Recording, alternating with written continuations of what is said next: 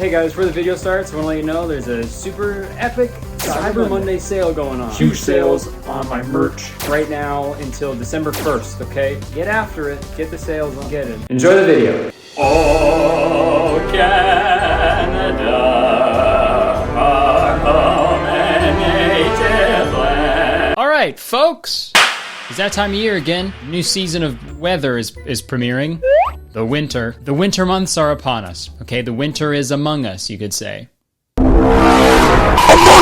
It's true, man. It's gonna be winter pretty soon. And some of you are lucky enough to live in parts of the world that don't turn into a slushy, snowy, freezing hellscape for 6 months out of the year. But for us losers up in the northern hemisphere, about to get real shitty. Especially up here in the Great White North, which I feel like we should stop calling it that. Putting the word great in front of white, if it's not a shark, let's not do that, okay? As most of you know, I am Canadian. I feel like I mention that a lot, but still, I get like 10 messages a day from people being like, wait, how did I not know you were Canadian? I don't know, dude. I don't know. You're an idiot. Is that the answer you're looking for? You're dumb. I was born in Canada. I live in Canada currently, and I'm probably gonna live here for the rest of my life, man. I love it. I mean, it's fine. But you know what?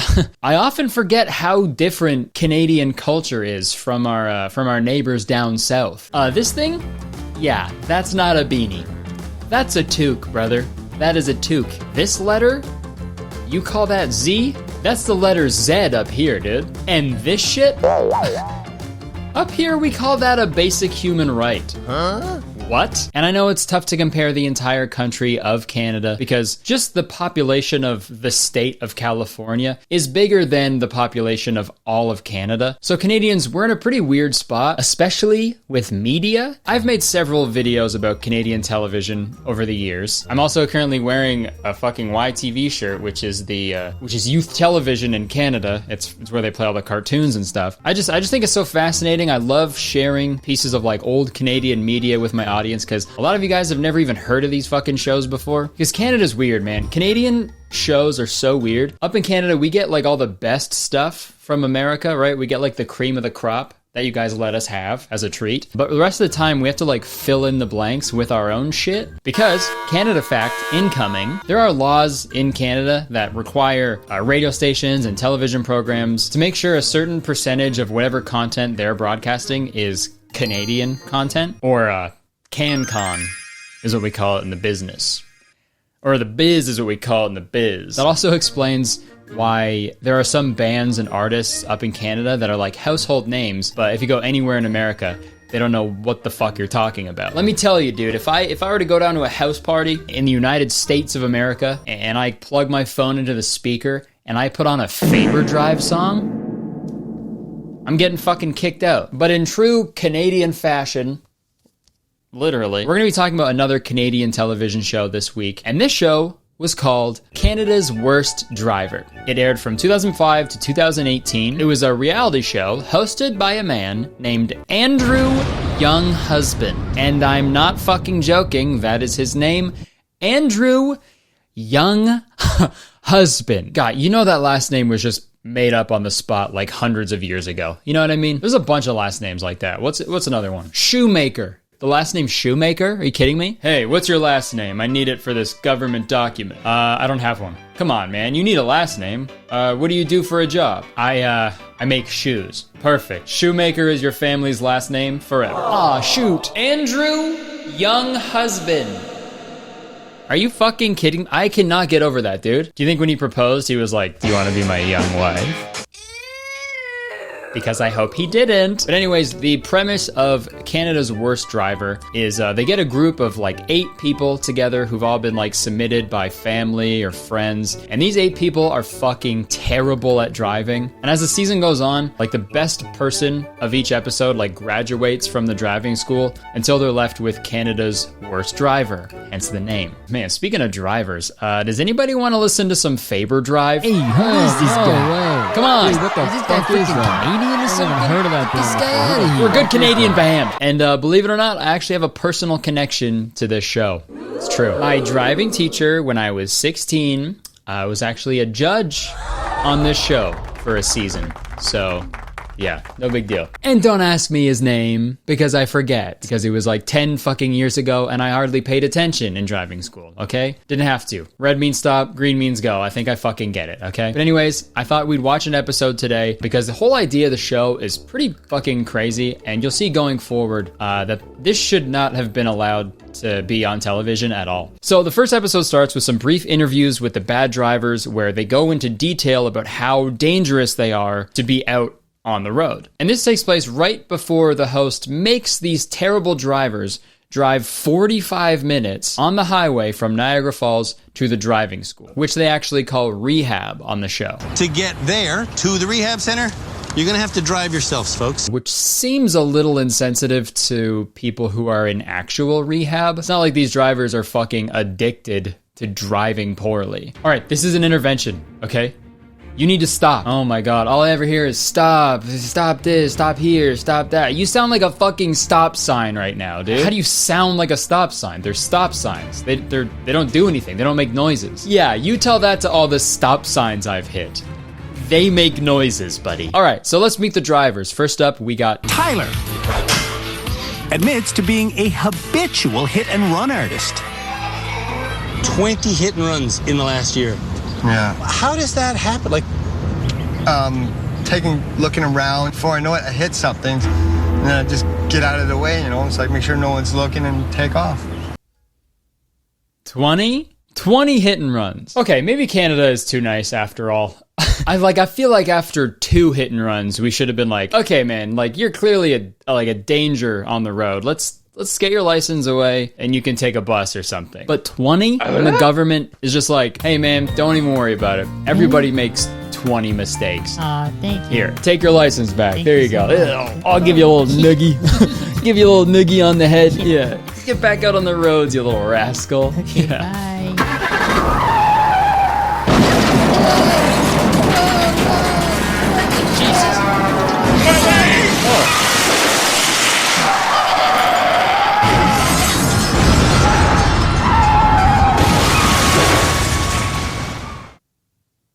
That was awesome. Tyler's wife, Jana, says he has a habit that's worse than hitting and running. Yeah, it's drinking and driving. Yeah, For real? yeah. You drink and drive. Sometimes I have to have a few beers just to relax and so I can drive, yes. Bro, okay. Canada, we got to get our act together, man. We got to figure it out. This guy's had 20 hit and runs and he drives drunk and he's still allowed to just keep driving? What the fuck? I mean, I understand having like a few beers to like gain courage to like maybe talk to someone that you're trying to court. This is totally different, I think. Unless he's trying to fuck his car, Manser style. Park your car in the garage and then screw it! In that case, love is love, man. You have to have a few beers in order to calm your nerves enough to drive. Sometimes, yes. Be safe, Tyler. Yes, sir. Thanks. Dude, Andrew Younghusband, don't let him leave. What are you doing letting this guy drive? Dude, I didn't edit that at all either. Like, that was the progression. Oh, you need beers to drive? All right, have a good drive. That's a perfect example of like what I'm trying to say here. They say how dangerous all these people are when they're inside a vehicle, and then they send them off in a vehicle. Like, the producers of the show have fucking zero concern for people's safety, as long as it's good television, right? What other shows? What's next? What's the fucking show they're gonna make after this? From the producers of Canada's Worst Driver comes Canada's Stabbiest Little Fella, where we drop 8 serial killers in a remote location with 100 innocent and very slow victims, and we see who can be the stabbiest little fella. Hosted by Megan Trainor. Okay, anyways, they go through the rest of the drivers now. There's one girl named Daniela who has panic attacks while driving. Don't, but I don't want to be here. Just drive. And this is funny, right, audience? Let's exploit this person's mental health issues associated with vehicles on national television. That's hilarious. This lady's scared of going 100 kilometers an hour in a steel box full of flammable materials, while also being surrounded by other steel boxes that are going 100 kilometers an hour that are full of flammable materials. What a pussy. Straight up, Daniela's reaction to driving should be everybody's reaction to driving. It's fucking terrifying, okay? We've been desensitized. We have. Driving is not normal, okay? Humans, we're not supposed to go that fast. And you know what? Maybe that's what this show is really trying to say. Maybe the show is just a big commentary on modern civilization. The show is simply saying driving isn't for everybody, so it shouldn't be for everybody. People shouldn't be forced to drive cars just to live comfortably. Maybe we should be investing more money into safer, better, more accessible public transportation systems. And we really should be paying more attention to city planning and infrastructure that favors the civilian rather than the vehicle. Correct? Is that what the show is saying, dude? This show's a bunch of fucking socialist propaganda, huh? Probably not. Is that what socialism is even? I don't think it is. Socialism is when no car. Sorry, back to the show. So they show the rest of the drivers, and they're all just absolute fucking menaces on the road. Menaces? Menaces? Menaci? I don't... Correct me if I'm wrong, but also don't, because I'll feel stupid. Okay, then we meet this psychic girl named Diana, who can't drive because she's too busy looking at tarot cards. I guess you could say her driving is terrible. Yeah, Diana, I bet you didn't see that fucking epic burn coming. Yeah, must have missed that one in your fucking tarot cards. Didn't read your palm well enough. Suck my crystal balls. Also, this psychic girl reminds me of my high school English teacher, because one time, she bragged to the class that she reads while driving. And not like, reading street signs or like speed limit signs. No. She read books, straight up. She was like boasting about the fact that she reads books while driving. And hey, not a very good example that you're setting for all your impressionable teenage students, Mrs. I should bleep that, huh? I fucking totally forgot about that. Dude, that is so insane, Mrs. Reading books is smart people shit.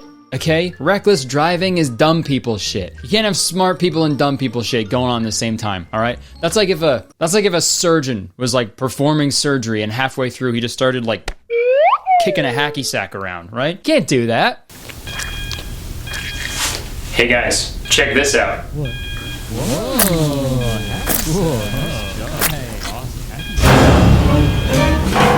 Oh my god, this is a ball sack! See, Mrs. Kinda crazy, Mrs. Okay, let's meet the rest of these drivers. There's a guy named Cody who loves doing donuts, obviously because his name is Cody and he looks like that. Then there's Lou, who also cries whenever she drives a car, which is just hilarious. Then there's Amrinder, who loves speeding. I love speeding. And then we get to possibly the worst person, not the worst driver, I think the worst person I've ever seen in my life. And their name is Crystal. Crystal terrified the crew who shot her bio last week so much, no one will ride with her. That really hurts my feelings that nobody wants to get in the car with me. Hey man, I'm not gonna lie. This is me when I rip insane amounts of ass in the front seat so none of my friends want to get in the car with me. That really hurts my feelings that nobody wants to get in the car with me. Dude, it's crazy because I don't even feel bad about laughing at this girl. I don't feel bad at all. Because you're gonna see going forward, she sucks. She's the worst. During the first 5 minutes of her drive, Crystal goes 70 in a 40 zone. What's the speed limit here? Steven, directions only.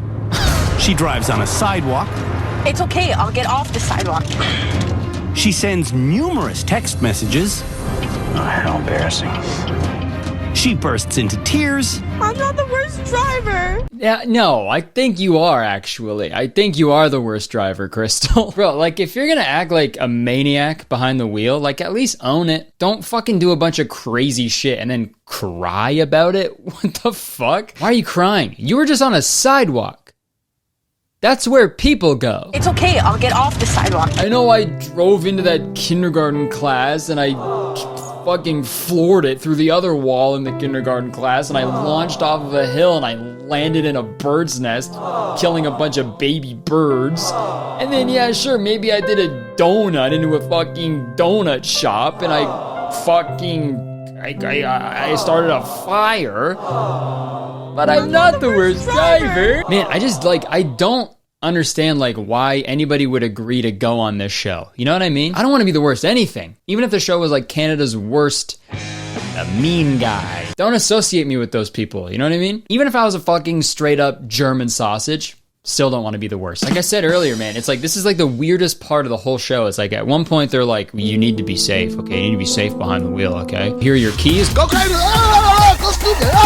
Like, do you guys take it seriously or not? Like, I can't tell. Because it gets, like, really serious for a bit when we get to this guy named Mike, who, like, 10 years ago, he was struck by another driver who fell asleep at the wheel. So Mike was in a coma for 7 weeks. And he was left with permanent brain damage. So they're aware of, like, how fucking, like, dangerous driving can be. But, like, number one, fucking super messed up to put someone on Canada's worst driver because they have literal brain damage. 2, whoever in his life suggested for him to go on this show, fuck you. Hey, Mike, get them out of your life, please. And 3, if I was Mike and I went through all that and I saw Crystal drive the way that she fucking drove, I would have tossed her into the fucking sun. Seriously. Again, these producers have, like, no compassion because here is this guy whose life was ruined by a careless driver, and the producers were just like, hey, let's surround this guy with 7 other careless drivers for a few weeks.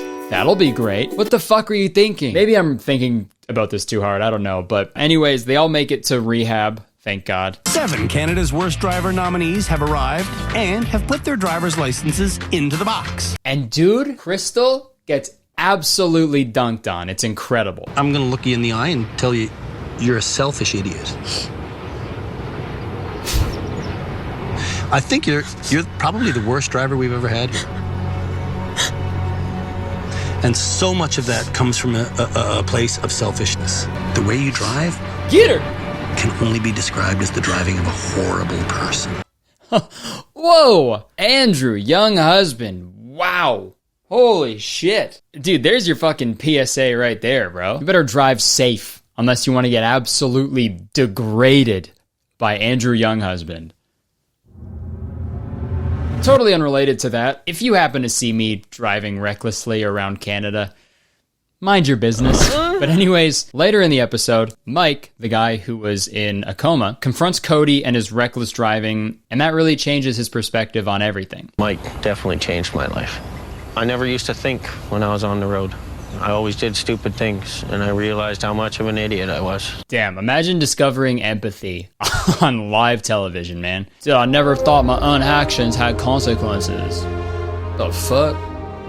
I thought all the other people in the other cars were just sacks of potatoes. Tell me they're fucking real people? This whole time? So that's the end of the first episode, but I skimmed through the entire season because I just want to know who the worst driver was. And believe it or not, the worst driver was Crystal. Wow, shocker. Yep, I'm the worst driver. So what happens now, right? What happens if they're the last person there? What happens if they're Canada's worst driver? Let's find out. We tried our best. What can I tell you? Buckle up, Alberta. She's coming home. Yeah, she just goes home now. Andrew, hey Andy. Hey Andy young husband. Hey Andy young hubby. With great power comes great responsibility, okay? You could have swallowed her driver's license whole to prevent that monster from going back out on the road. You could have torn that thing apart, but you just let her go. I missed the part where that's my problem. I mean, she's going back to Alberta, so I think it's fine. There's only like 10 people who live there anyway. Yeah, sorry Alberta. You thought you were safe here?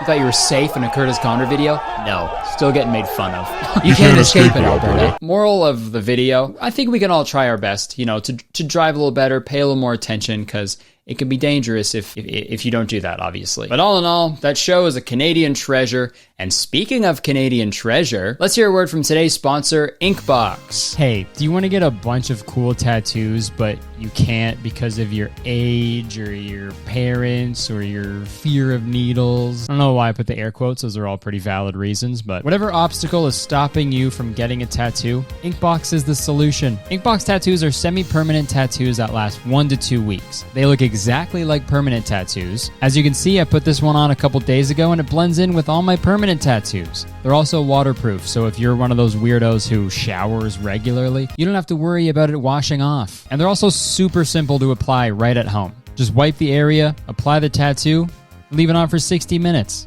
Then you just take it off and wait for it to develop over the next 24 hours. Easy as that, dude. It's so simple. You don't have to worry about like holding a wet cloth on it or anything like that. And in terms of what you can get as a tattoo, oh my gosh, the possibilities are endless. They have thousands of pre-made designs made by their curated community of artists that you can browse, or you can choose designs from their various collaborations like their recent collabs with BTS, Rupi Kaur, lights, and many more. Or you can choose designs from their themed collections, like their Fuck Racism collection, for example, that donates 100% of its profits to organizations dedicated to the fight against anti-black racism. And if you want something hyper-specific, you can create a custom tattoo by uploading your own design right on the Inkbox website, and they'll ship your one-of-a-kind tattoo right to your door. And on top of all that, they also just released their brand new freehand tattoo marker, which gives you total artistic control of what tattoo goes on your skin. So you can doodle on yourself like crazy, or you can force your artistically inclined friend to actually draw something good on your skin. Doesn't matter, it's up to you. And I know you're probably stressing about holiday shopping, but this is literally the perfect gift for anybody, especially since you can get 35% off right now on their Cyber Monday sale by clicking the link in my description. Yeah, you heard me. 35% off. And yeah, you're probably thinking, well, Kurtis, what do you know about Inkbox? They're just some random company sponsoring your videos.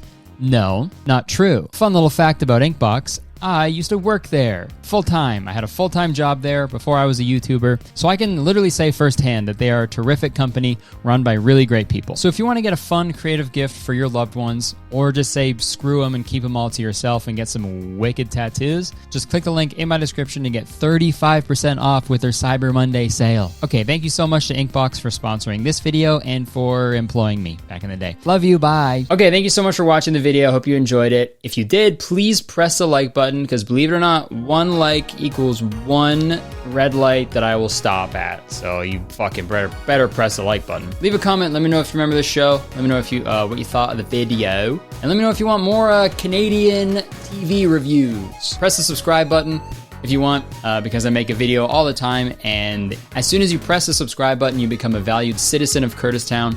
If you didn't know, Kurtistown is the best place to live in the world, and I'm the mayor. So you have to be nice to me. It's the law. Yeah, you can check the description for other things I do. You know, my podcast, merch, all that fun stuff is down there. All right, that's it. I would stick around, but I unfortunately have to go. I have to go do donuts in my driveway. So, see ya.